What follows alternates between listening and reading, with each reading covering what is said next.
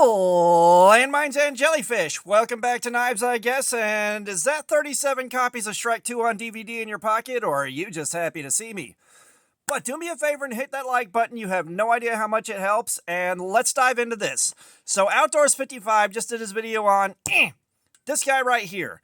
This is the orange Ozark Trail Dropout D2 knife. And if you're not watching Outdoors 55, why not? The dude is awesome, his videos are awesome, and those microscopic close-ups on edges are just to die for.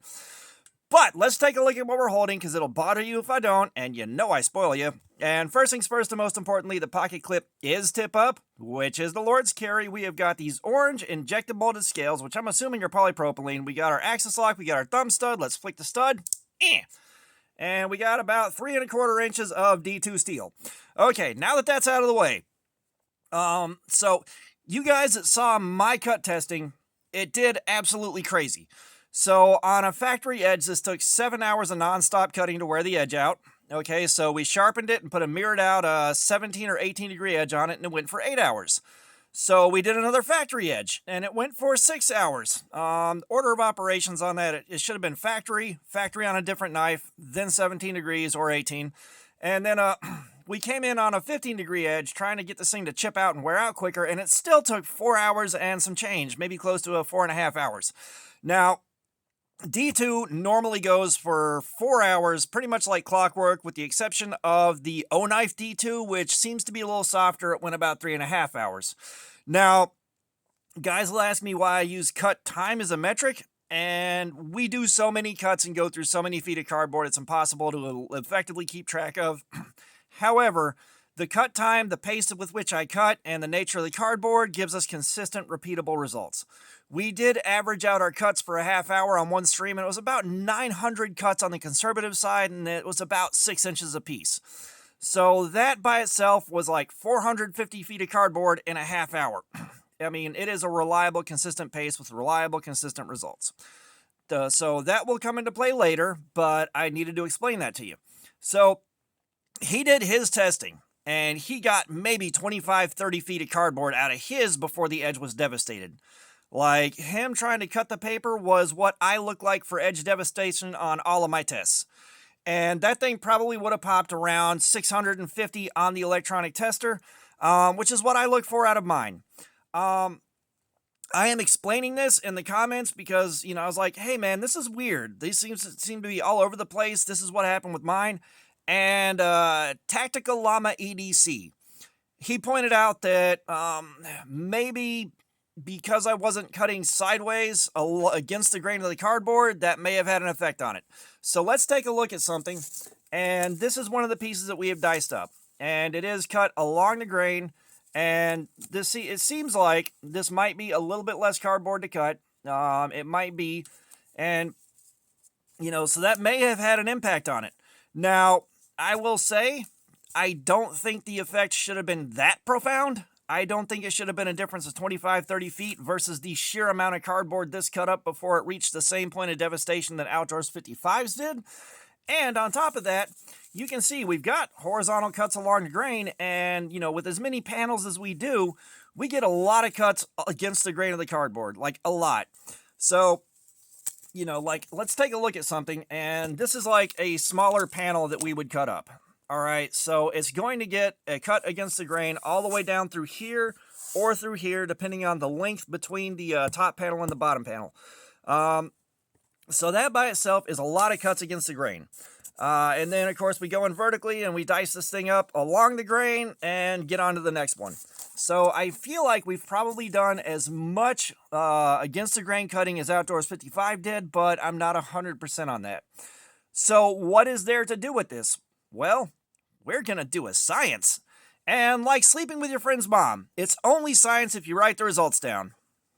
Felt like a sneeze, only better.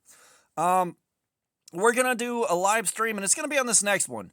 We're going to go against the grain of the cardboard and see how long it lasts on that. And I know we're probably not going to replicate Outdoors 55 results exactly, but we're going to take a shot at it because we should at least, if there's going to be a profound difference, see a profound difference. And this doesn't necessarily change the way we're doing our primary testing along the grain of the cardboard, just because, again, we get very consistent, reliable results out of that. And then trying to go comparing all the knives we've done with that metric versus cutting against the grain is a variable that changes what the nature of the test is. Now, if this works and there's a profound difference, we're going to add cutting against the grain to the rest of the testing gauntlet to see, just start having an extra point of data to compare with. And I am looking forward to the testing on Saturday when we do this, because I really, really do want to see what happens and what kind of difference there is.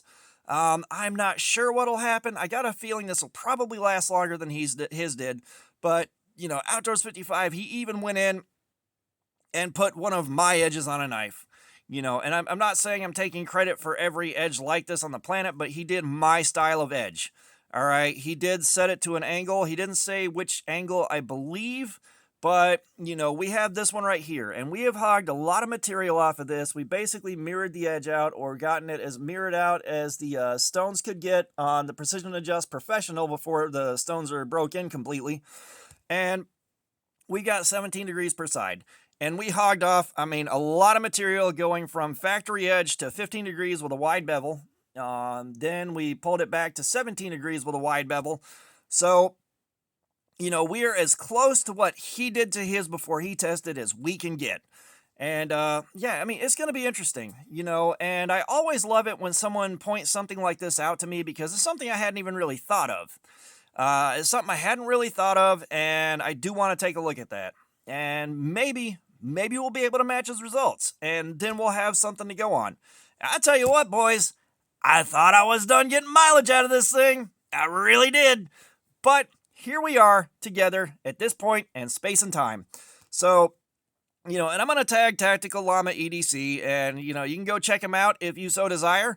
But this is going to be interesting. And I want to see what happens.